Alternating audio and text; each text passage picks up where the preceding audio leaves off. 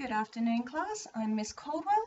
Today we're going to be reading The Amulet of Samakand by Jonathan Stroud. This is my very well-worn copy. Right. This is from the perspective of Bartimaeus, and there are footnotes occasionally. Part 1.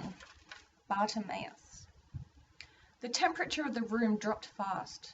Ice formed on the curtains and crusted thickly around the lights in the ceiling. The glowing filaments in each bulb shrank and dimmed, while the candles that sprang from every available surface like a colony of toadstools had their wicks snuffed out. The darkened room filled with a yellow, choking cloud of brimstone, in which indistinct black shadows writhed and roiled. From far away came the sound of many voices screaming. A pressure was suddenly applied to the door that led to the landing. It bulged inwards, the timbers groaning.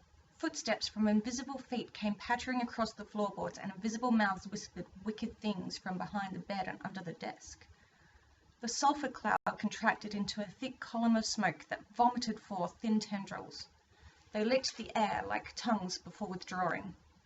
The column hung above the middle of the pentacle, bubbling ever upwards against the ceiling like the cloud of an erupting volcano.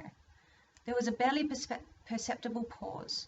Then two yellow, staring eyes materialized in the heart of the smoke. Hey, it was his first time. I wanted to scare him. And I did, too. The dark-haired boy stood in a pentacle of his own, smaller, filled with different runes, a meter away from the main one.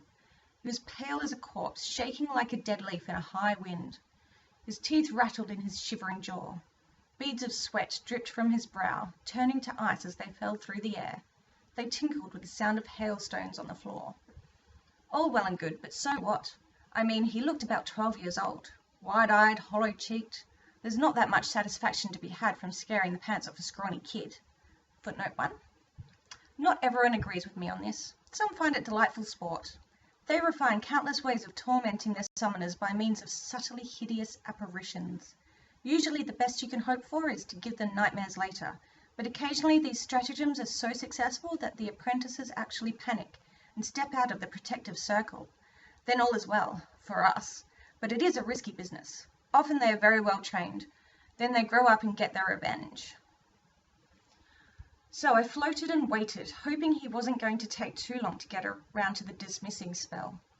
To keep myself occupied, I made blue flames lick up around the inner edges of the pentacle, as if they were seeking a way to get out and nab him. All hokum, of course. I'd already checked, and the seal was drawn well enough. No spelling mistakes anywhere, unfortunately. At last it looked as if the urchin was plucking up the courage to speak. I guessed this by a stammering about his lips that didn't seem to be induced by pure fear alone. I let the blue fire die away to be replaced by a foul smell. The kid spoke, very squeakily. I charge you to get on with it. To tell me your name. That's usually how they start, the young ones. Meaningless waffle. He knew and I knew that he knew my name already. Otherwise, how could he have summoned me in the first place? You need the right words, the right actions, and most of all, the right name. I mean, it's not like hailing a cab. You don't get just anybody when you call. I chose a rich, deep, dark, chocolatey sort of voice. The kind that resounds from everywhere and nowhere and makes the hair stand up on the back of inexperienced necks. Bartimaeus! I saw the kid give a strangled kind of gulp when he heard the word. Good. He wasn't entirely stupid then. He knew what I was. He knew my reputation. And we'll be stopping there. I hope you enjoyed that.